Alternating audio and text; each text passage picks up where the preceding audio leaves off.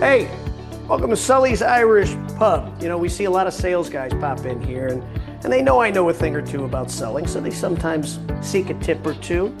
Of course, that's when I also seek a tip or two. For me, I had a buddy swing in last night, my buddy Mike, right? And a great sales guy, solid instincts, but he looked a little bit rattled.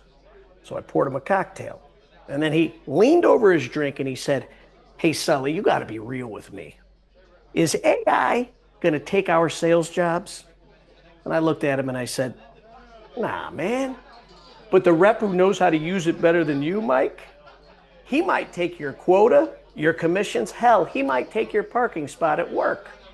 And then I said, "Drink your drink."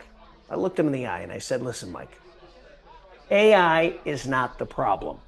Complacency's the problem." And here's what I mean. Right now, you've got tools that'll write a cold email 10 times faster than you can. And by the way, it actually sounds like something a human would open. I've read your emails, Mike. They ain't that good. You've got other platforms that can prep you for a sales call and tell you what your buyer really meant on the last call you had. Right? It'll tell you their personality. It does all these things, but here's the twist. None of that matters if you're fighting it and you're still manually doing things like just checking in on email, or maybe you're winging every demo like it's amateur hour. Just know this, AI doesn't replace the rep, but it replaces the rep who's decided to stop improving. So I told him this. I said, "Mike, if you want to survive the next 12 months, you better stop treating AI like it's just some sort of gimmick.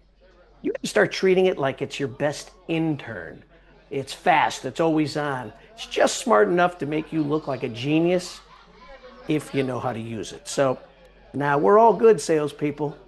AI is not going to take our job, but it's going to make average a lot harder to hide.